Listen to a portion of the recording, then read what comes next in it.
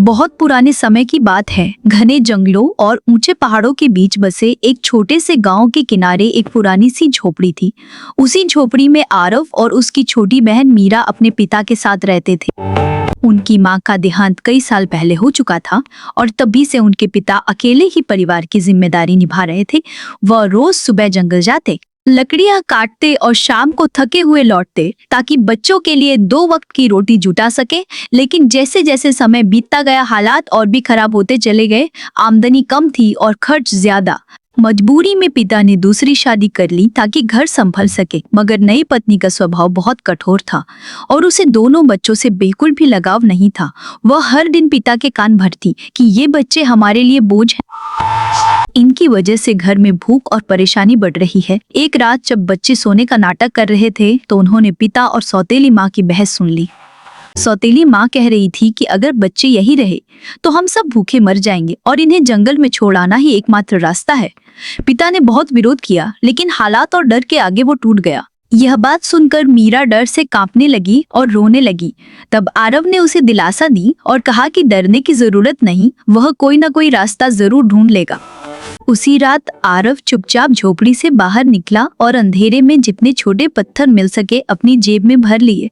अगली सुबह सौतेली माँ बच्चों को घुमाने के बहाने जंगल ले गई और जैसे जैसे वे जंगल की गहराई में जाते गए, आरव चुपचाप पीछे पीछे पत्थर गिराता गया ताकि वापसी का रास्ता बन सके। थोड़ी दूर जाकर पिता और सौतेली माँ ने बच्चों को थोड़ा सा खाना दिया और कहा कि यही रुको, हम अभी लौटते हैं। लेकिन समय बीतता गया और वे कभी वापस नहीं आए। रात होते ही जंगल डरावना हो गया। अजीब आवाजें आने लगी और अंधेरे में दोनों बच्चे एक दूसरे से लिपटकर बैठ गए। लेकिन जब चांद निकला तो पत्थर चमकने लगे और उन्हीं चमकते पत्थरों के सहारे वे रास्ता ढूंढते हुए घर वापस पहुंच गए। पिता बच्चों को देखकर बहुत शर्मिंदा हुआ और रो पड़ा, लेकिन सौतेली माँ ने झूठी मुस्कान के सिवा कुछ नहीं दिखाया। कुछ दिनों बाद उसने फिर वही चाल चली और इस बार दरवाजा बंद कर दिया ताकि आरव पत्थर ना उठा सके। मजबूरी में आरव रोटी के टुकड़े गिराता गया, मगर जंगल के पक्षियों ने सब खा लिया और इस बार बच्चे रास्ता पूरी तरह भूल गए। कई दिनों तक भूखे प्यासे जंगल में भटकते रहे। मौसम बदलता गया और ठंडी हवा में फूलों की खुशबू फैलने लगी। तभी एक दिन उन्हें जंगल के बीचों बीच एक अजीब सा घर दिखाई दिया, जिसकी दीवारें मीठी रोटियों की, छत शक्कर की और खिड़कियां गुड़ और मिठाई से बनी थी। भूख से बेहाल दोनों बच्चों को पहले तो अपनी आंखों पर भरोसा नहीं हुआ, लेकिन जब उन्होंने चखा तो वह सच में मीठा था। थकान और भूख भूलकर वे खाने लगे। तभी एक मीठी और धीमी आवाज सुनाई दी, जिसने उन्हें अंदर बुलाया। एक बूढ़ी औरत मुस्कुराते हुए खड़ी थी।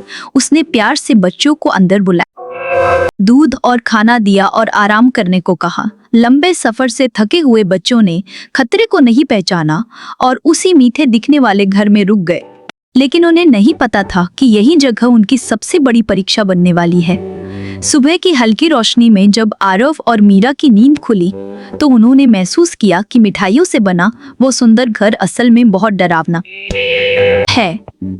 अंदर की दीवारें गंदी थीं, कोनों में जाले लगे थे और हवा में अजीब सी बदबू फैली हुई थी। तभी वह बूढ़ी औरत सामने आई, लेकिन अब उसके चेहरे पर प्यार नहीं बल्कि चालाक मुस्कान थी। उसी पर बच्चों को समझ आ गया कि वह कोई साधारण औरत नहीं बल्कि एक खतरनाक चुड़ैल है जो मासूम बच्चों को फंसाकर अपना शिकार बनाती है।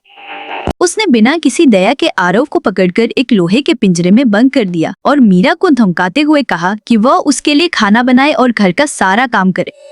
चुड़ैल चाहती थी कि आरव को रोज खूब खाना खिलाकर मोटा किया जाए ताकि वह उसे खा सके, लेकिन समझदार आरव हर दिन खाने का थोड़ा सा हिस्सा छिपा देता था और जानबूझकर कमजोर बना रहता था। दिन बीतते गए और चुड़ैल रोज उसकी हालत देखकर गुस्से में चिल्लाती रहती। वह मीरा को डांटती और कहती कि वह ठीक से खाना नहीं बना रही। कई दिनों तक इंतजार करने के बाद एक दिन चुड़ैल का सब्र पूरी तरह टूट गया और उसने कहा कि अब चाहे आरव दुबला हो या मोटा, उसे कोई फर्क नहीं पड़ता और आज ही वह उसे पकाकर खा जाएगी।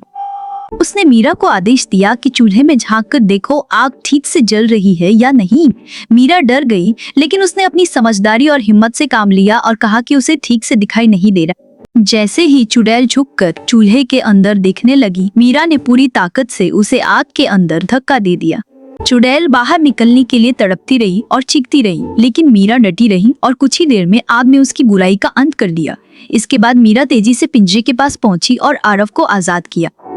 दोनों बच्चे खुशी और डर से रो पड़े और एक दूसरे को कसकर पकड़ लिया। घर से निकलने से पहले आरव की नजर एक कमरे में पड़े सोने और गहनों पर पड़ी और उसने सोचा कि थोड़ा सा खजाना उनके काम आ सकता है। उन्होंने उतना ही लिया जितना जरूरी था और बिना देर किए जंगल से बाहर की ओर भाग निकले।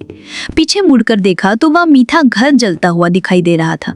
कई दिनों तक वे जंगल में चलते रहे। भूख, थकान और डर के बावजूद उन्होंने हार नहीं मानी। रास्ते में नदियां आईं, पहाड़ आए और घने जंगल खत्म होते गए।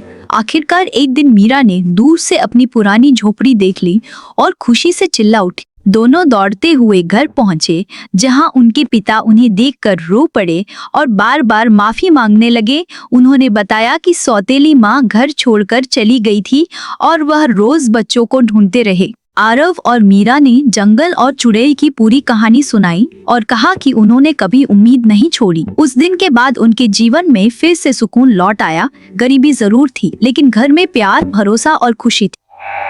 और दोनों बच्चों ने हमेशा के लिए सीख लिया कि अक्ल, हिम्मत और एक दूसरे का साथ सबसे बड़ी ताकत होती है।